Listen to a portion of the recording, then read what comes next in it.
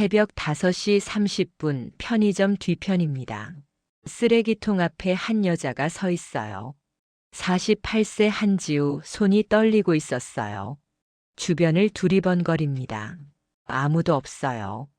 천천히 손을 뻗었어요. 유통기한 하루 지난 삼각김밥 하나 찢어진 비닐봉지 안에서 꺼냅니다. 이걸 먹어야 하나? 목소리가 떨렸어요. 입술을 깨물었죠. 그때였어요. 명품 핸드백을 든 두 여자가 지나갔어요. 저기, 저 여자 강민호 부인 아니었어? 에이 설마, 걔 재벌가 며느리잖아. 아닌데, 분명 맞는데. 수군거리는 소리가 등 뒤로 멀어졌어요. 지우는 고개를 숙입니다. 김밥을 꽉 쥐었어요. 맞아요. 떨리는 목소리로 중얼거렸죠. 재벌 며느리였던 한지우예요. 20년 전 저는 이 거리를 명품 구두를 신고 걸었어요. 손에는 백화점 쇼핑백이 가득했죠. 사람들이 저를 부러워했어요. 강민호 부인 부럽다. 재벌가 며느리는 다르네. 그런 말들이 들렸었죠. 그런데 지금은요. 쓰레기통을 뒤지고 있어요. 어떻게 이렇게 됐을까요? 20년 만에 재벌 며느리에서 쓰레기통 앞에 여자로 떨어진 이유, 지금부터 말씀드릴게요. 일부 20년 만에 쓰레기가 된 여자. 20년 전 1998년 봄이었어요. 서울 그랜드 호텔 대연회장 샹들리에가 반짝이고 있었죠. 하얀 웨딩드레스를 입은 제가 웃고 있었어요. 민호 씨, 평생 행복하게 해줄게요. 신랑 강민호가 제 손을 잡았어요. 나도야, 지우야. 축하 박수가 쏟아졌죠. 저는 행복했어요. 정말 행복했었죠. 사랑하는 사람과 결혼하는 거잖아요. 하지만 그때 몰랐어요. 이 결혼이 20년 동안 이어질 지옥의 시작이란 걸요. 맨 앞줄에 앉은 시어머니 최순자. 72세 냉랭한 눈빛으로 저를 바라보고 있었어요. 박수도 치지 않았죠. 옆에 앉은 시누이 강민정 역시 마찬가지였어요. 45세 입꼬리가 비틀어져 있었죠. 오빠 인생 망치는 거 아니야. 작게 중얼거리는 소리가 들렸어요. 하지만 저는 신경 쓰지 않았어요. 사랑이면 다 이겨낼 수 있다고 생각했거든요. 피로연이 끝난 후였어요.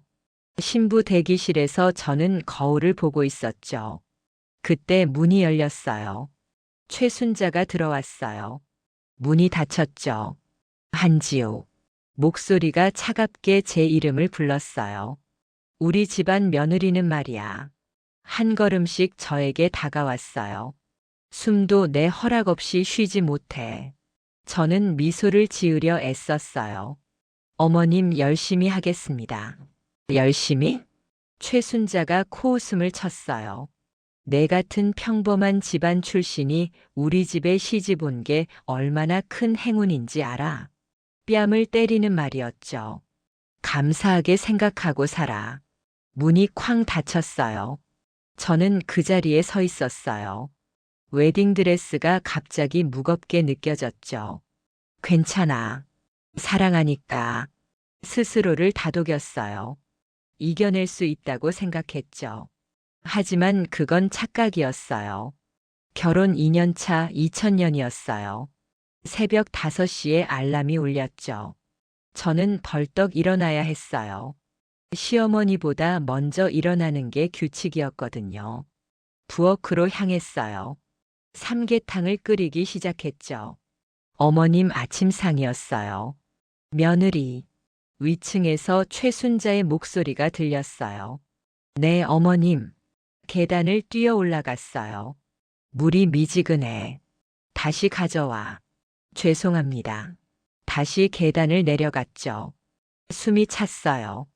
이런 일이 하루에도 몇 번씩 반복됐어요.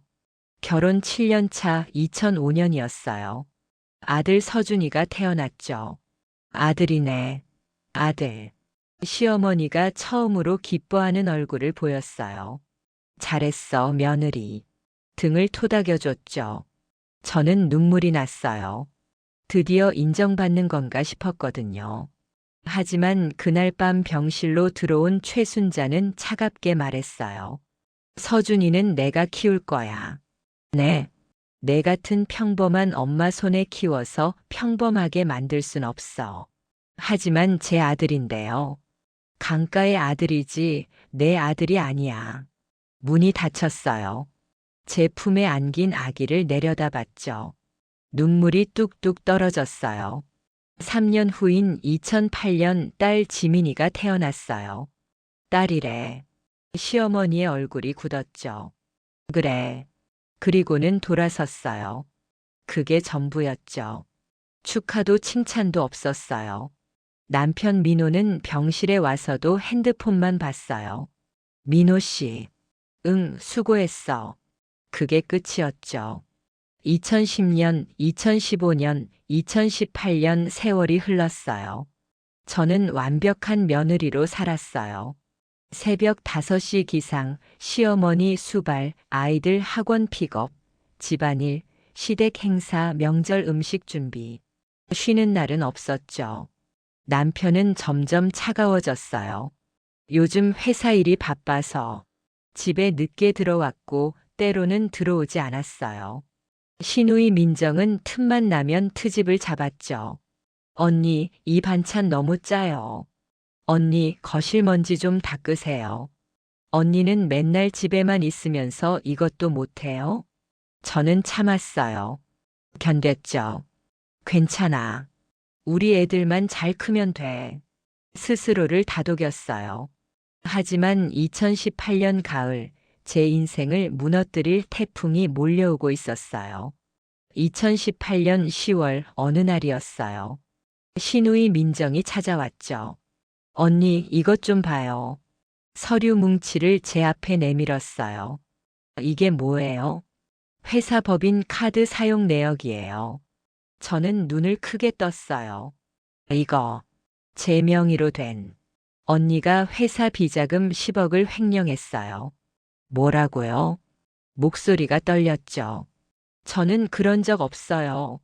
이 카드 제가 만든 적도 없어요. 하지만 언니 명의잖아요. 민정이 차갑게 웃었어요. 증거도 다 있어요. 머리가 하얗게 변했어요.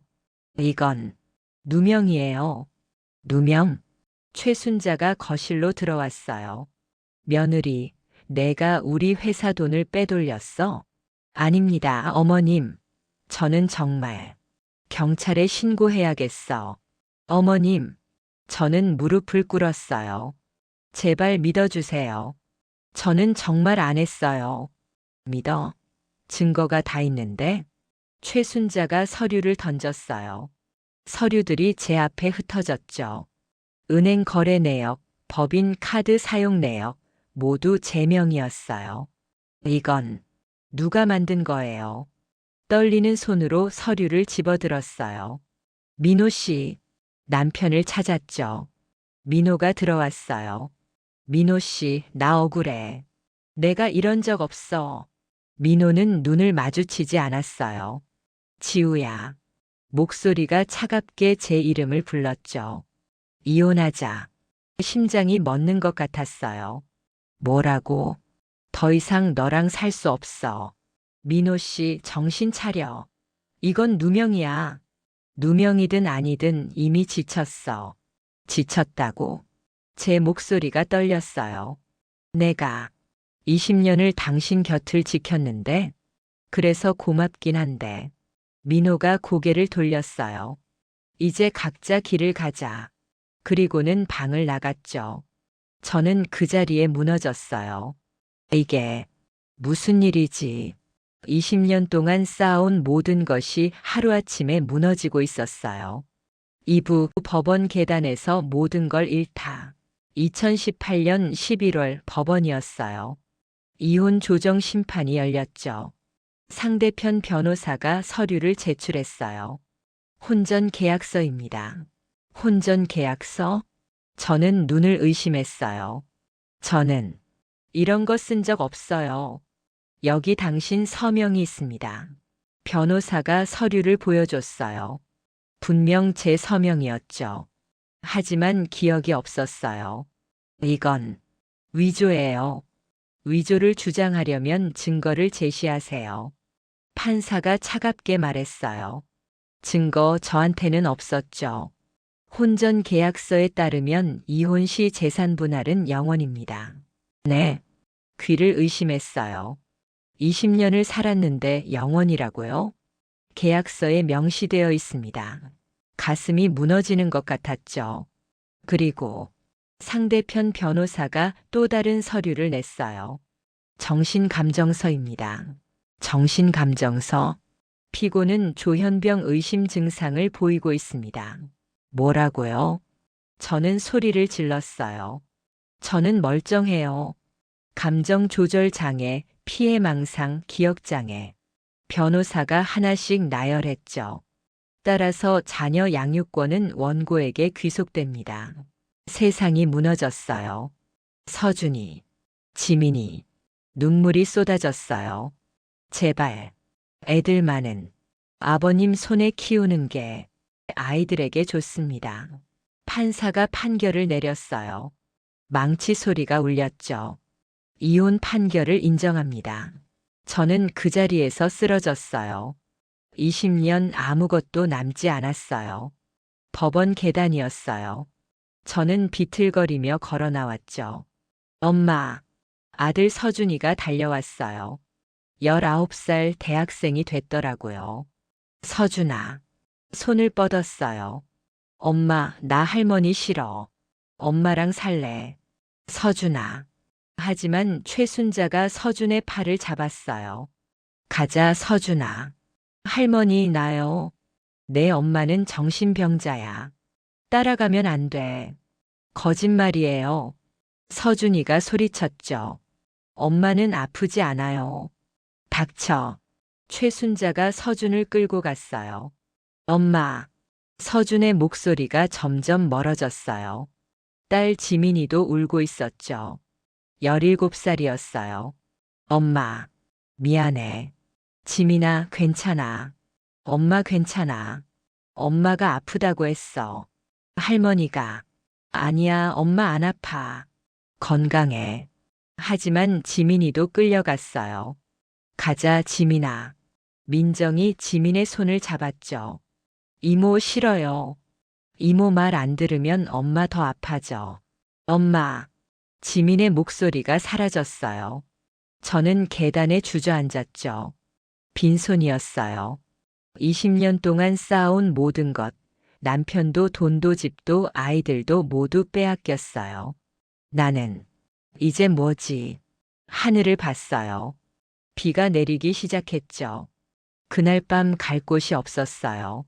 친구들에게 전화를 걸었죠. 여보세요, 수진아? 나 지우야. 미안, 지우야. 우리 남편이 강가랑 거래하거든. 도와주면 안 될 것 같아. 전화가 끊겼어요. 다른 친구에게 걸어봤죠. 혜진아, 나. 지우야, 미안해. 나도 입장이 있어서. 또 끊겼어요. 20년 사귄 친구들이 모두 등을 돌렸어요. 재벌가 며느리였을 때만 친구였구나. 핸드폰을 움켜쥐었죠.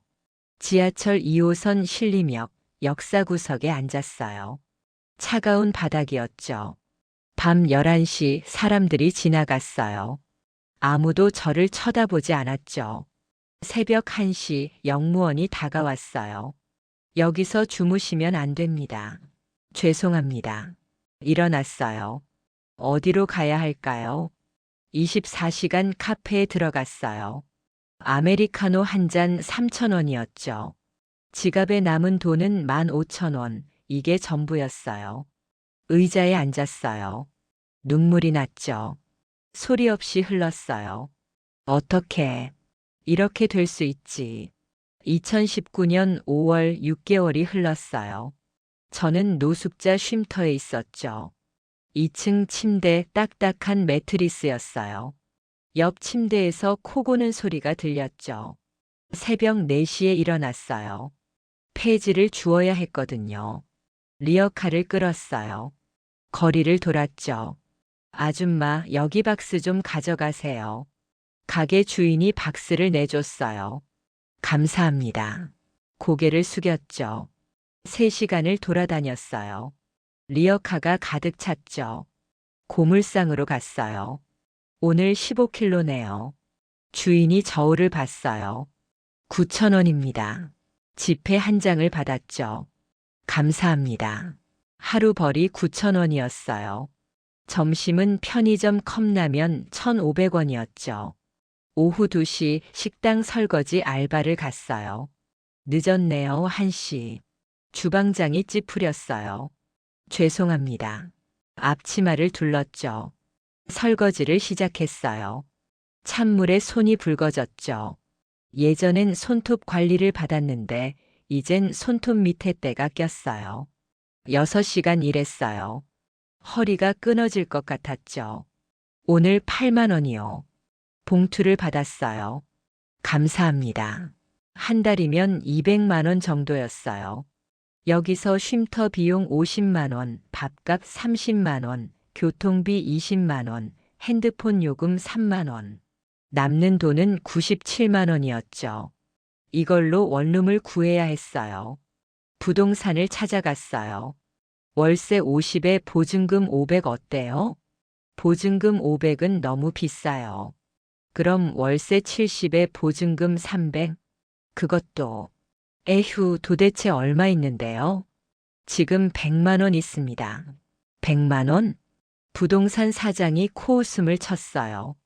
그 돈으론 고시원도 못 들어가요. 나왔어요. 한숨이 났죠. 그때 핸드폰이 울렸어요. 모르는 번호였죠. 여보세요? 한지우 씨죠? 청소 용역 회사입니다. 아, 네. 며칠 전 넣은 이력서였어요. 내일부터 출근 가능하세요? 네, 가능합니다. 월급 150에 주 6일 근무 괜찮으세요? 네, 감사합니다. 전화를 끊었어요. 가슴이 두근거렸죠. 청소일이라도. 일은 일이야. 150만 원이면 설거지 알바와 합쳐서 350만 원이었어요. 원룸을 구할 수 있을 것 같았죠. 여러분, 잠시 숨을 고르셔도 좋아요. 이 이야기가 마음에 드신다면 구독과 좋아요 부탁드려요. 여러분이 계신 지역도 댓글로 남겨주세요. 함께 이 여자의 복수를 지켜봐 주세요. 2019년 6월 첫 출근 날이었어요. 청소 용역 회사 사무실이었죠. 한지우 씨, 오늘 배정된 곳은? 팀장이 주소를 알려줬어요. 강남구 청담동 123-45번지. 가슴이 철렁했어요. 거기. 혹시. 왜요? 아세요? 아, 아닙니다. 고개를 저었죠. 하지만 알고 있었어요. 그곳은 옛 시댁이었거든요. 가기 싫으면 다른 곳으로. 아니요. 소리쳤어요. 제가 하겠습니다. 그래요? 그럼 오전 10시까지 가세요. 청소 도구를 챙겼어요. 걸레, 세제, 빗자루를 챙겼죠. 버스를 탔어요. 손이 떨렸어요. 20년을 살았던 집에 청소부로 다시 들어가는 거였죠. 웃기는 인생이네. 오전 10시 초인종을 눌렀어요. 문이 열렸죠. 가정부가 나왔어요. 청소 용역 오셨어요? 네. 들어오세요. 현관으로 들어갔어요. 20년 동안 드나들던 그 현관이었죠. 대리석 바닥이 반짝였어요. 제가 매일 닦던 바닥이었어요. 사모님 청소하러 왔대요. 가정부가 위층으로 소리쳤어요. 계단 위에서 인기척이 들렸죠. 최순자가 내려왔어요. 저와 눈이 마주쳤어요. 순간 최순자의 눈이 커졌죠. 저를 알아본 거예요. 하지만 표정은 금방 차갑게 변했어요. 청소 똑바로 해. 먼지 하나라도 남으면 임금 안 줘. 네. 고개를 숙였어요. 특히 화장실 변기 깨끗하게 닦고. 네. 거실 창문도 닫고 부엌 싱크대도 반짝반짝하게 만들어. 알겠습니다. 최순자가 지나갔어요. 향수 냄새가 코를 찔렀죠. 예전에 제가 선물했던 향수였어요. 참, 2층 내 서재도 청소해. 먼지 많이 쌓였어. 네, 어머님. 어머님? 최순자가 돌아봤어요. 난 내 어머니 아니야. 사장님이라고 불러. 죄송합니다. 이제 남이잖아. 그리고는 거실 소파에 앉았죠. 저는 걸레를 들었어요. 손이 떨렸어요. 화장실로 갔어요. 변기를 닦기 시작했죠. 20년 전엔 이 화장실을 쓰던 사람이었는데 지금은 변기를 닦고 있었어요. 눈물이 났어요. 하지만 참았죠. 참아. 돈을 벌어야 해. 2시간을 청소했어요. 거실, 부엌, 화장실, 복도까지 닦았죠. 마지막으로 2층 서재로 올라갔어요. 문을 열었어요. 책 냄새가 났죠. 서재는 예전 그대로였어요. 책장, 책상, 그리고 저 구석에 금고. 청소를 시작했어요. 책장을 닦고 책상을 닦았죠. 그때였어요. 책상 서랍이 살짝 열려 있었어요. 안을 들여다봤죠. 서류들이 가득했어요. 그중 하나가 눈에 들어왔어요. 비자금 계좌 내역. 손이 떨렸어요. 서랍을 더 열어봤죠. 그 안에 있었어요. 제가 20년 동안 쓴 일기장이었어요. 이게 왜 여기 있어? 분명 이혼할 때 못 찾았던 거였죠. 시어머니가 가져간 거였어요. 일기장 옆에 더 많은 서류가 있었어요. 불법 계약서, 뇌물 리스트, 횡령 증거들이었죠. 심장이 빨리 뛰었어요. 이것들이. 핸드폰을 꺼냈어요. 사진을 찍기 시작했죠. 일기장, 비자금 장부, 계약서 모든 걸 찍었어요. 손이 떨렸지만 멈출 수 없었어요. 이제 끝이 아니야. 모든 증거를 찍었어요. 서랍을 다시 살짝 열어둔 채로 닫았죠. 청소를 끝냈어요.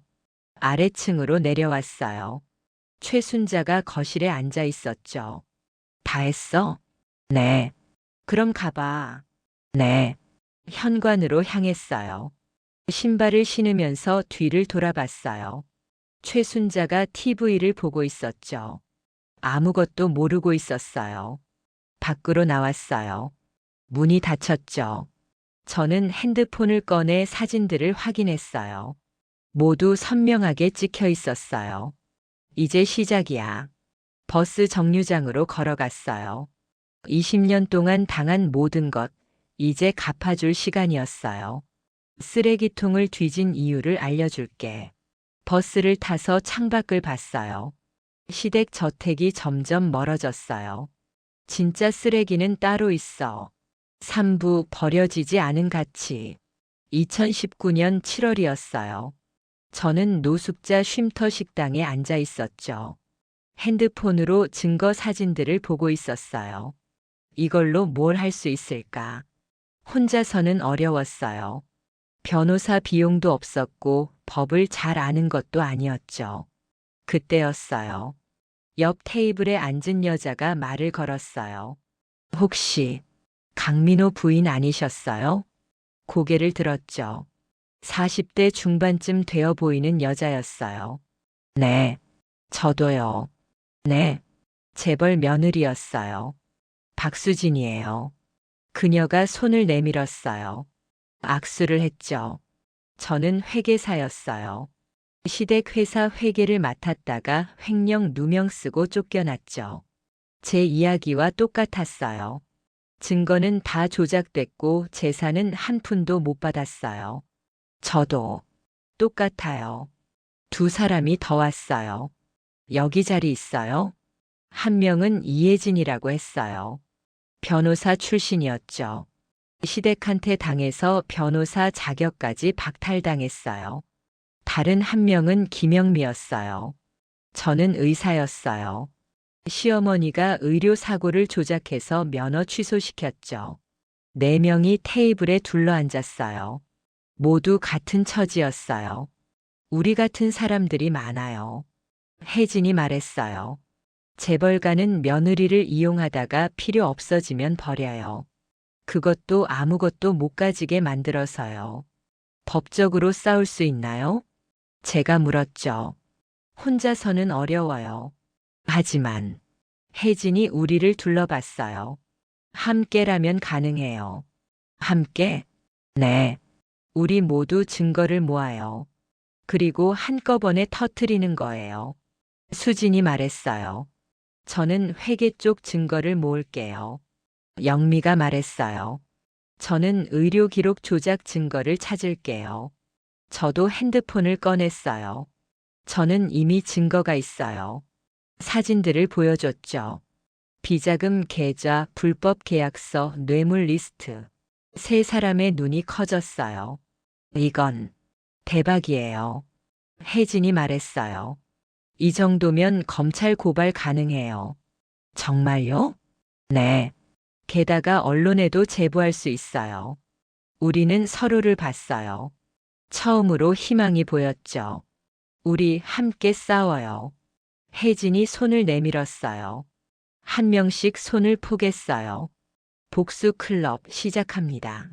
2019년 8월이었어요. 혜진이 고발장을 작성했어요. 이렇게 하면 돼요. 저희는 각자 시댁의 비리 증거를 모았죠. 수지는 회계 장부를, 영미는 의료 기록을, 저는 비자금 증거를 더 모았어요. 한 달 동안 준비했어요. 그리고 2019년 9월 1일 서울중앙지검에 고발장을 제출했죠. 접수됐어요. 검찰 직원이 말했어요. 감사합니다. 밖으로 나왔어요. 4명이 함께였죠. 이제 시작이에요. 다음은 언론이었어요. 혜진이 아는 기자에게 연락했죠. 제보할 게 있어요. 3일 후 기사가 났어요. 재벌가 며느리 학대 실태, 비자금 횡령 의혹까지. 기사는 포털 메인에 떴어요. 댓글이 폭발했죠. 이게 무슨 조선시대야? 재벌들 진짜 못됐네. 며느리들 불쌍하다. 조회수가 100만을 넘었어요. 저는 SNS 계정도 만들었죠. 전 재벌 며느리의 고백. 첫 게시물을 올렸어요. 저는 20년 동안 재벌가 며느리로 살았어요.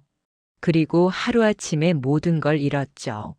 사진과 함께 제 이야기를 올렸어요. 물론 증거 사진은 일부만 공개했죠. 게시물이 퍼졌어요. 팔로워가 하루 만에 10만 명이 됐어요. 댓글이 쏟아졌죠. 힘내세요. 응원합니다. 꼭 이기세요. 방송국에서도 연락이 왔어요. 인터뷰 가능하세요? 네. 일주일 후 시사 프로그램에 출연했어요. 얼굴은 모자이크 처리됐지만 목소리로 이야기했죠.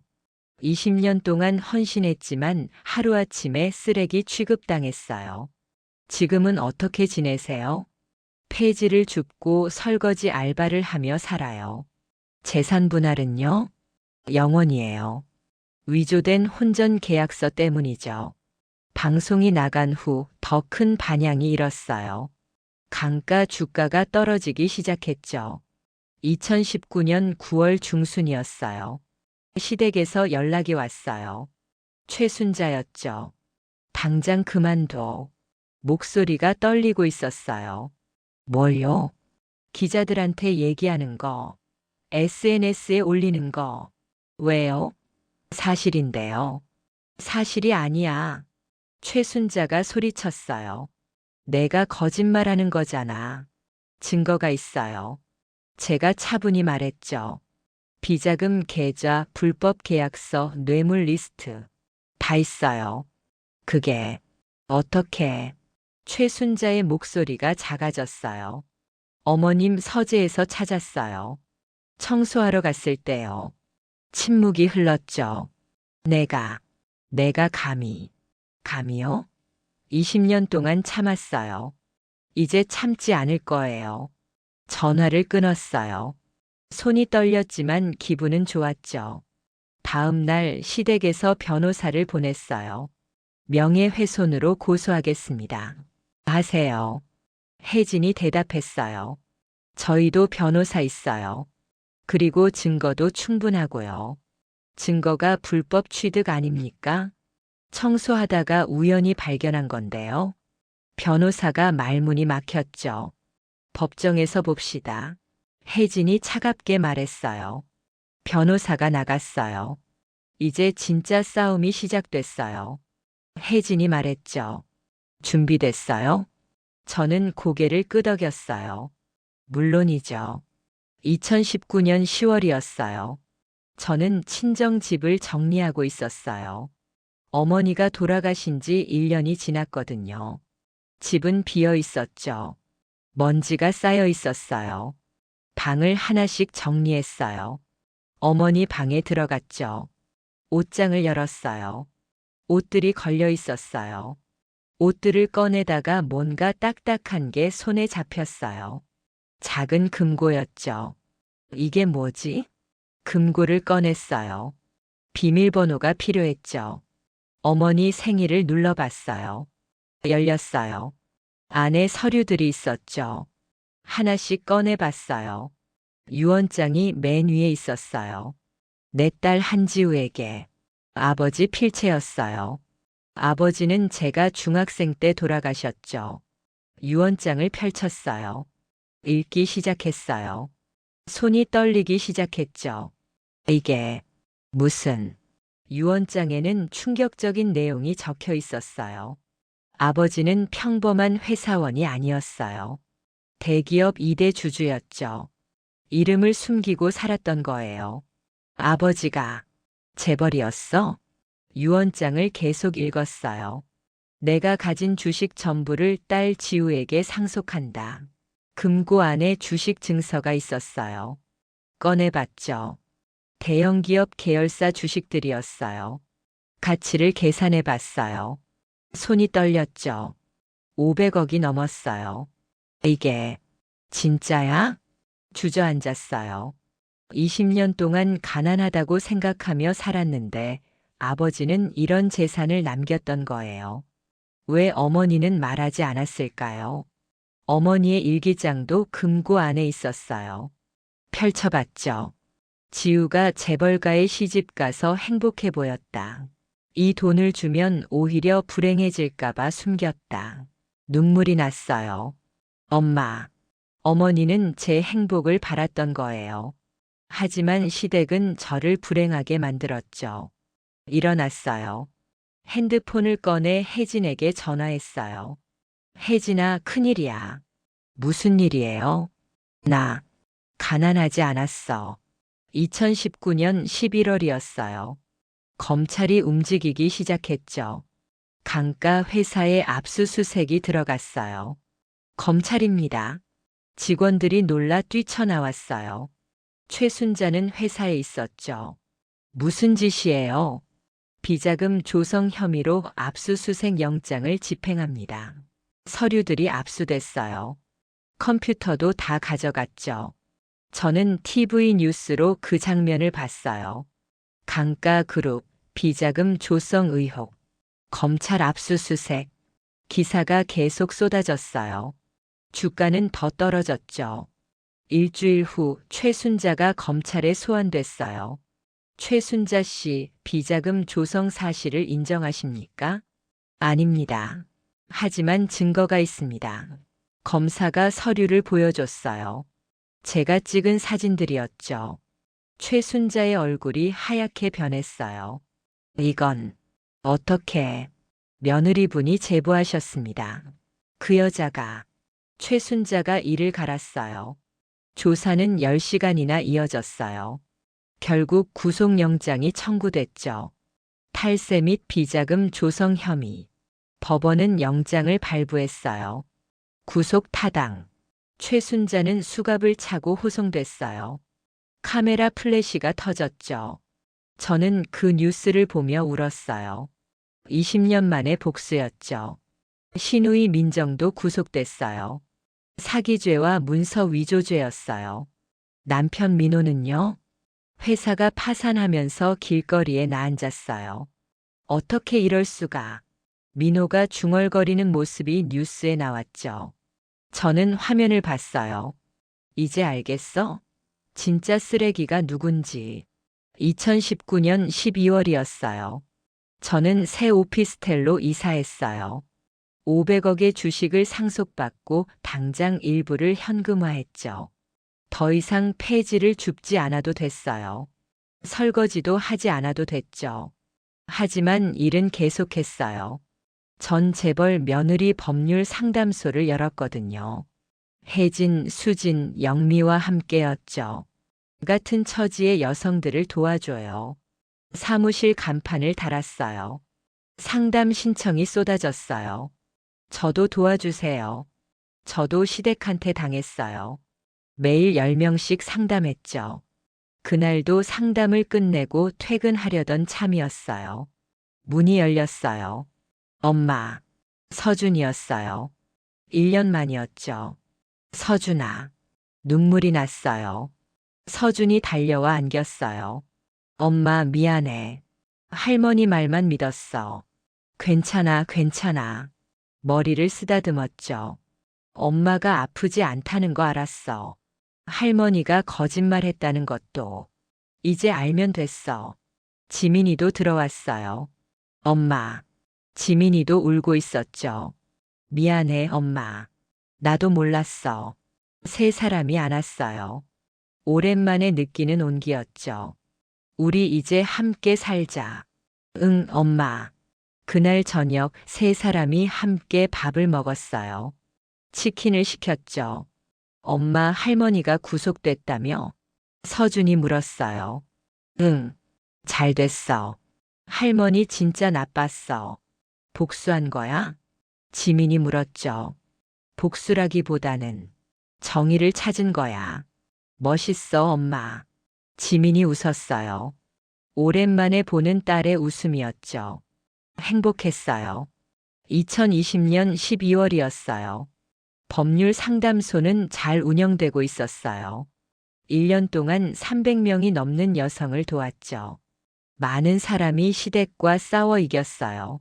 재산도 돌려받고 명예도 회복했죠. 저는 사무실 책상에 앉아 있었어요. 창밖을 봤죠. 햇살이 따스했어요. 책상 위에 액자가 있었어요. 아이들과 함께 찍은 사진이었죠. 셋이 웃고 있는 사진이었어요. 혜진이 들어왔어요. 오늘 상담 끝났어요. 수고했어요. 지우 씨, 커피 한 잔 할래요? 좋아요. 카페에 앉았어요. 1년 됐네요. 혜진이 말했어요. 정말 많은 일이 있었죠. 그러게요. 쓰레기통 뒤지던 때가 엊그제 같은데. 웃었어요. 그때 왜 쓰레기통을 뒤졌는지 이제 알아요? 혜진이 물었죠. 응. 고개를 끄덕였어요. 버려진 것들의 가치를 알게 됐어요. 가치? 응. 쓰레기통에 버려진 건 나였어요. 하지만 진짜 쓰레기는 따로 있었죠. 시댁 사람들? 응. 그들이 진짜 쓰레기였어요. 커피를 한 모금 마셨어요. 나는 버려지지 않았어요. 가치가 있었죠. 다만 그걸 몰랐을 뿐이에요. 이제 알았네요. 응. 그리고 같은 처지의 여성들도 알려주고 싶어요. 당신은 쓰레기가 아니라고. 응. 가치 있는 사람이라고. 창밖을 봤어요. 사람들이 지나다니고 있었죠. 쓰레기통에 버려진 건 나였지만 진짜 쓰레기는 따로 있었어요. 그리고 이제는요. 이제는 다른 사람들이 자신의 가치를 찾도록 돕고 있어요. 혜진도 웃었어요. 멋진 인생이네요. 고마워요. 그날 저녁 집으로 돌아갔어요. 서준이와 지민이가 기다리고 있었죠. 엄마, 저녁 먹자. 응, 먹자. 세 사람이 식탁에 앉았어요. 평범한 저녁이었지만 행복했어요. 20년 전 재벌가에서 먹던 호화로운 음식보다 더 맛있었죠. 엄마 사랑해. 지민이 말했어요. 나도 사랑해. 서준이도 말했죠. 나도 너희 사랑해. 이게 진짜 행복이었어요. 돈도 명예도 아닌 진짜 가족이 함께하는 이 순간이요. 500억이라는 돈도 회장이라는 직함도 지금 이 순간 아이들의 체온보다 따뜻할 순 없습니다. 돌아가신 아버지가 주고 싶었던 유산은 단순히 돈이 아니었습니다. 자신을 지킬 힘 그리고 사랑하는 사람을 지킬 용기였음을 그녀는 이제 압니다. 쓰레기통을 뒤지던 여자에서 세상을 호령하는 여자가 된 한지우. 그녀의 진짜 인생은 바로 지금부터 시작입니다. 진짜 가치는 버려지지 않습니다. 여러분도 절대 자신을 포기하지 마세요. 오늘 이야기는 여기서 마무리합니다. 다음 이야기에서는 또 다른 사연과 반전이 기다리고 있습니다. 구독과 알림 설정 잊지 마시고 다음 영상에서 다시 만나요.